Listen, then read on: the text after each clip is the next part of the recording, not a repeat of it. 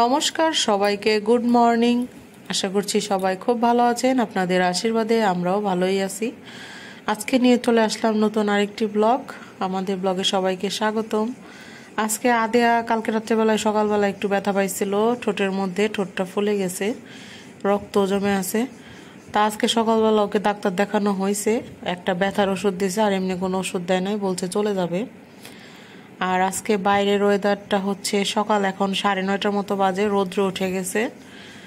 আজকে ভাবছি কয়েকটা কাপড় চোপড়ে মার দিব, মানে ধুয়ে ভালো করে মার দিব।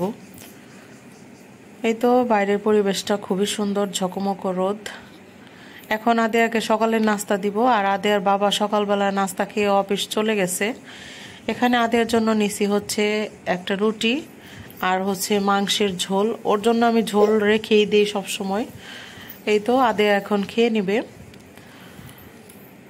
তো আদেয়া খাওয়া দাওয়া করুক, তারপরে আবার ভিডিও করতেছি। এই তো যেহেতু সামনে ঈদ চলে আসছে, তাই দেখতে পাচ্ছেন সবার ছাদে অনেক জামা কাপড়, সবাই জামা কাপড় ধুইতেছে। কারণ হচ্ছে ঈদের মধ্যে তো সবাই ঘরবাড়ি পরিষ্কার করে, যে কোনো মানে অনুষ্ঠান হলেই সবাই ঘরবাড়ি পরিষ্কার করে, জামা কাপড় পরিষ্কার করে। এদিকে দেখতে পারলাম বারান্দায় একটা টগর ফুল ফুটছে, সেটা আপনাদের সাথে একটু শেয়ার করলাম। এই গাছে এই প্রথম নতুন ফুল ফুটছে, আর গাছগুলো এখন আবার ভালো হচ্ছে।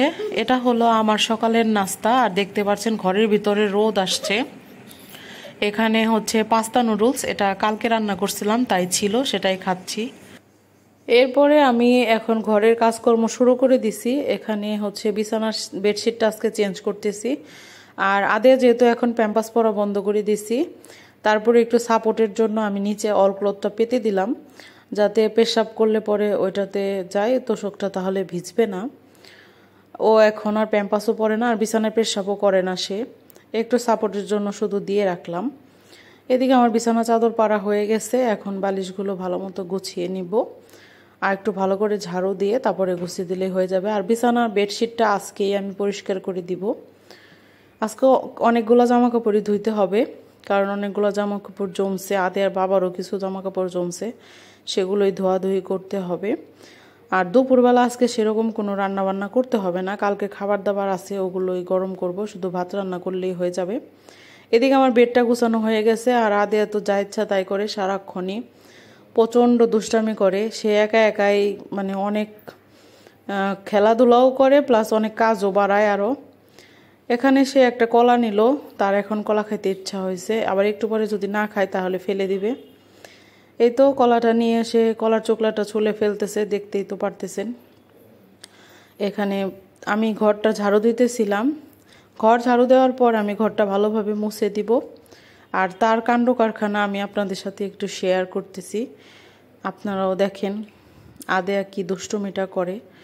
সে সারাক্ষণই নাচানাচি, কিন্তু খাবার খেতে চায় না ওরকমভাবে।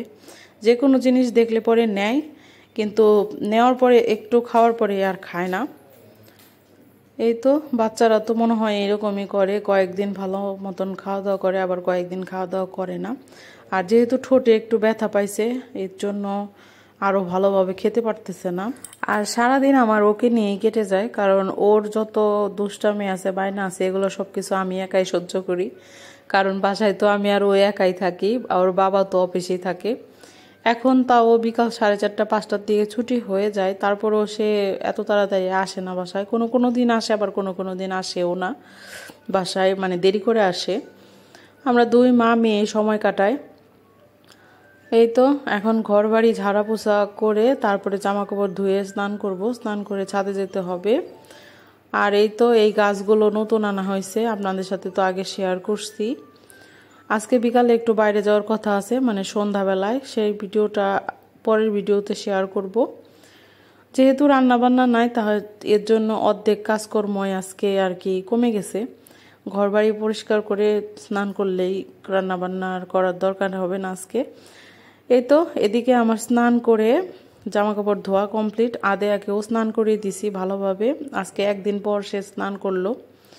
এই তো জামা কাপড় কিছু বারান্দায় নেড়ে দিছি, আর যেগুলো শুকাবে না সেগুলো ছাদে নিয়ে যাচ্ছি। এই তো জামা কাপড় নিয়ে এখন যাব ছাদে। ছাদে গিয়ে তারপরে আপনাদের সাথে ভিডিও শেয়ার করতেছি যে ছাদে আসলে আমাদের এখানে বাসা, আমরা তো দোতলায় থাকি আর বাসাটা হচ্ছে 9 তলা। তাই ছাদটা হচ্ছে 9 তলার উপরে, 8 তলাতেও একটা ছাদ আছে, 9 তলাতেও একটা ছাদ আছে।